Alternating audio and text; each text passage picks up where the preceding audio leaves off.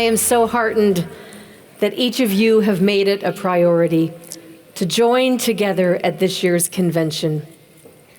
I know this wasn't easy for many of you. You've traveled from great distances, made incredible personal commitment of time and of resource.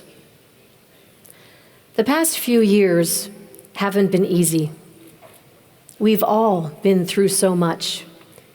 We've each experienced great hardship, and yet the best of humanity. We have taken the best from the worst, and we are writing a new chapter in world history, one where we play a defining leadership role. That is why entering into this arena, walking through these hallways, connecting with each other, gives us pause, a chance to connect as people of action, people of purpose, people crafting our own destiny. Over the next 4 days, we will focus on hope, dreams, on change, and on our future. And that is why our theme for this convention, Imagine What's Next, is so important. We have some important issues to discuss. And together, we're going to hear from some amazing speakers who are transforming healthcare, rethinking cities, advancing the cause of peace, and working to protect our environment. They, along with us, share a vision for a more sustainable, a more equitable world. Nick and I have experienced so many profound moments with many of you this year. We have laughed together. We have cried together. We have danced together. And we have mourned together. A few weeks ago, we visited Adıyaman, Turkey, the site of unthinkable devastation. On February 6th, at 4:17 a.m., the world and the earth there was upended as an earthquake moved through parts of Turkey and Syria. Hundreds of thousands of people were lying safely inside of their own homes, most still asleep, when more than 275,000 buildings collapsed and were reduced to rubble. There is a clock in that town center that stopped recording at that very moment. It will be a lasting monument to the countless people who lost their lives, including Rotaractors and Rotary members, part of our family. This was a different kind of war zone, one that wasn't provoked by mankind, but instead a product of our planet. It was there that I met Ferret, the president of the Rotary Club of Adıyaman. He himself lost 41 of his family members.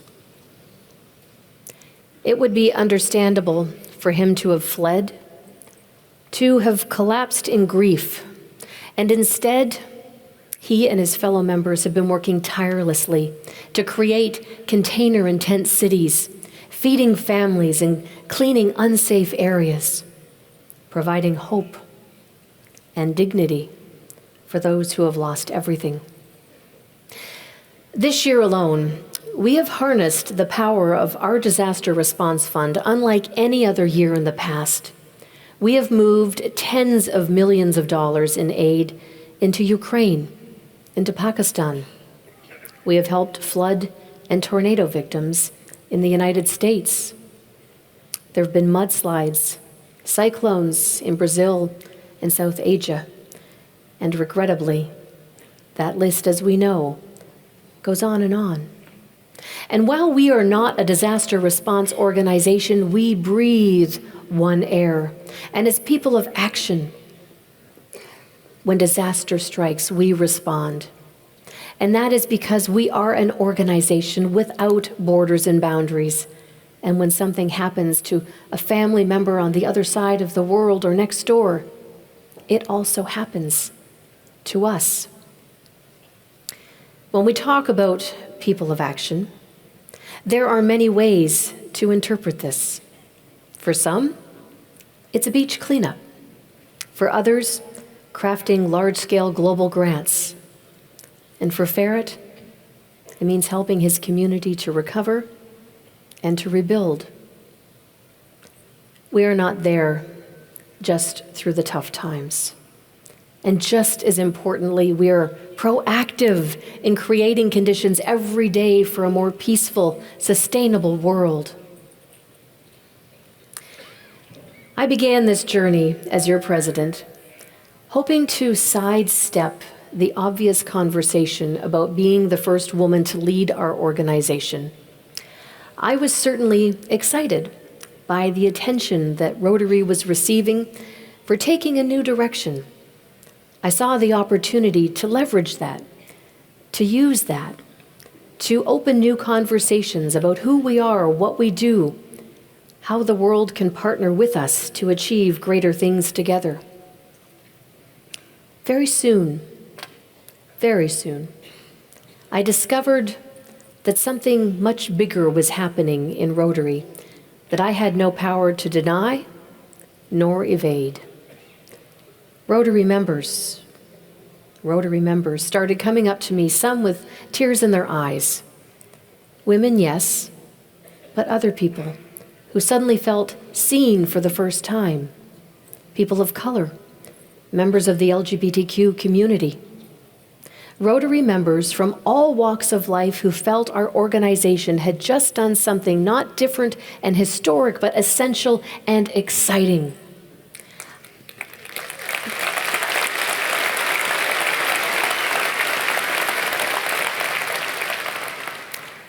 I have learned in the past year that the world is hungry for a new style of leadership, one that is empathetic, open, warm, eager to learn from everyone who participates in the acts of change. And so, my Rotary family, yes, it does matter that I'm a woman and the president of Rotary International.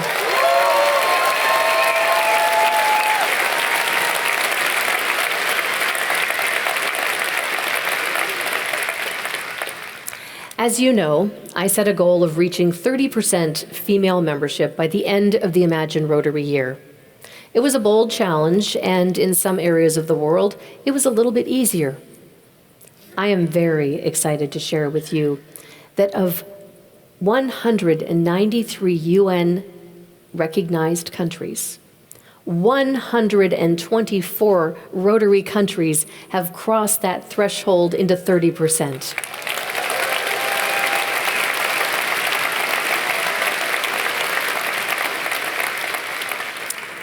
As a matter of fact, 30 of these countries are above 40%. And an additional 31 of those countries have achieved gender parity.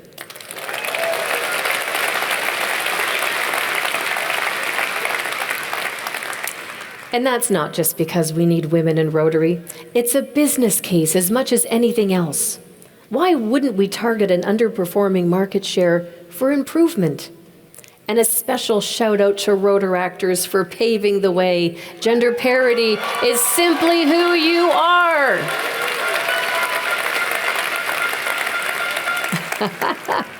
I love that horn. With that, I am delighted to share with you an incredibly important piece of news.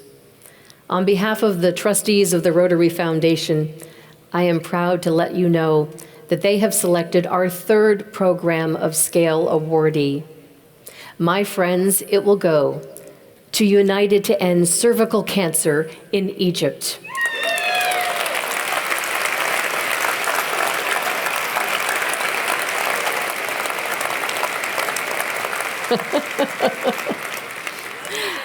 The program aspires to significantly reduce cervical cancer in Egypt by implementing a 4-year campaign to increase awareness about cervical cancer and how to prevent it.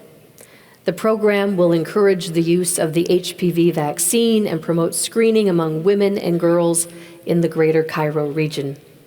The implementation, experience, and data collection through this program will inform an evidence-based national strategy by the Egyptian government towards sharply reducing cervical cancer. As a cancer survivor, I am proud that we are supporting this project. And I am especially, thank you. Thank you. And I am especially gratified that we are taking such an important step in women's health. This project is further proof that Rotary is capable of creating large-scale, high-impactful projects that create lasting change. During our time here in Melbourne, we are going to imagine what's next. What's next in Rotary by putting a spotlight on people who have been historically overlooked, doing things that Rotary once thought was beyond our scope. I believe we are part of a rebirth of this organization, and it comes at a critical time when leaders around the world are all grappling with the same challenges. And this brings me to a second surprise that I've discovered as your president. I came into this position wanting to meet with world leaders. I had this idea that I could interview them and maybe find areas of understanding and need where we could work together. I had no idea what a thirst there was for this kind of dialogue.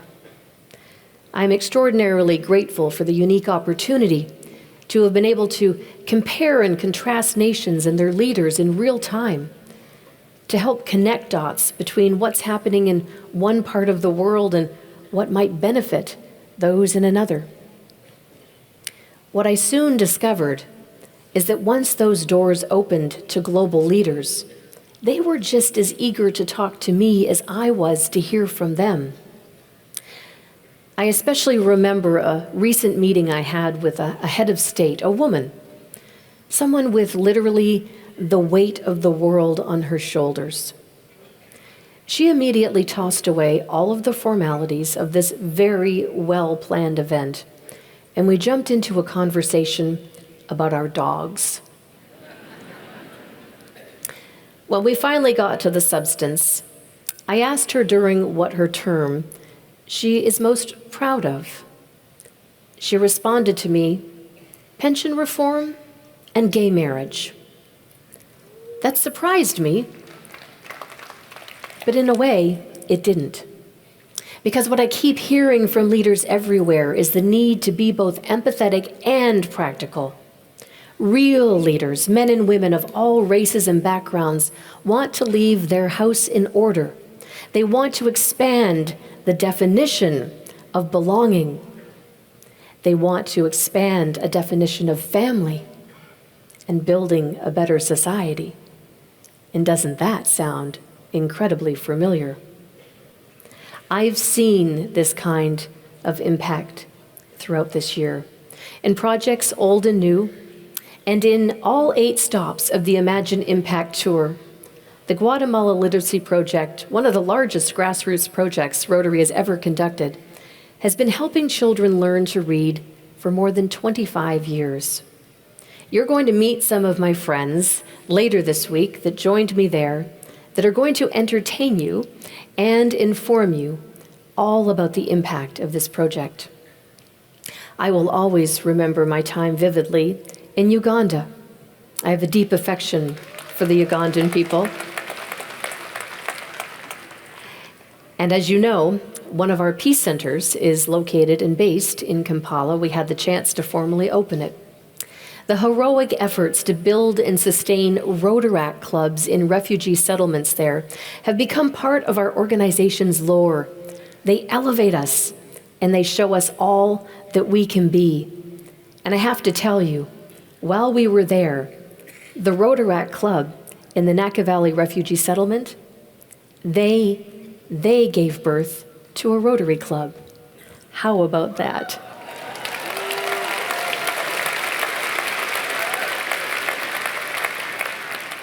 In Taiwan, we witnessed how a global grant project, Taiwan in the house, we witnessed a global grant project that is helping Indigenous people transition their local economy away from growing produce affected by global warming toward higher yield, more sustainable products like chestnuts and truffles. The tour made it clear to me that there is so much positive change happening in the world, but not everything today is so rosy. As anyone who has paid close attention to the news lately, you would know, there are nations facing new and dangerous threats against people in the LGBTQ community. How can we uphold our commitment to diversity, equity, and inclusion if our members and people we serve in some countries face threats of imprisonment for simply being who they are? How can we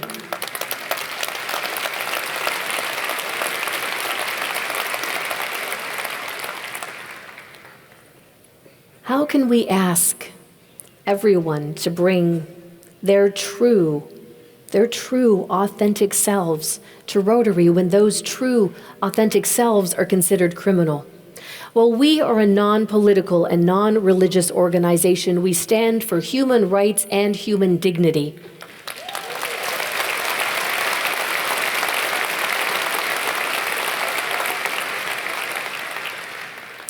As members, we must raise up those who are marginalized and use our collective strengths to influence positive outcomes. Because, my friends, if we don't, who will? This means, in countries where LGBTQ voice are considered criminal, we must have a voice. In countries where women are not allowed to work because of menstruation, we must have a voice.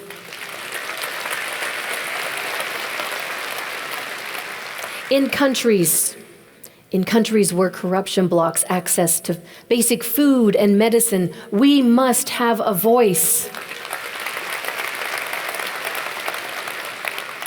And we must ensure that girls and boys have equal access to education. This is the cornerstone of humanity.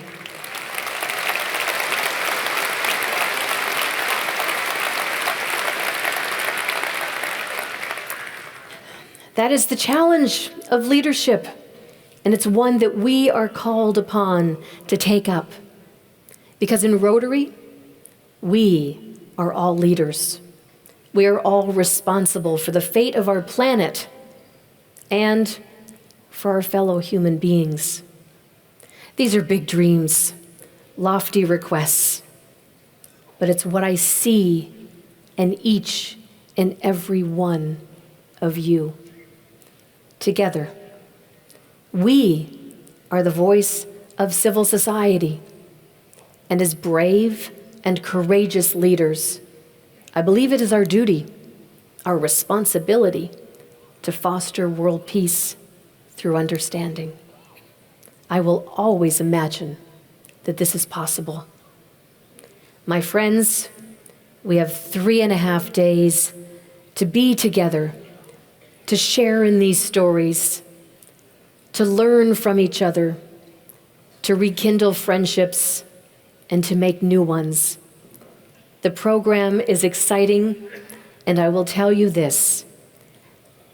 Our tenors are coming back out, and they are going to leave us on a high note.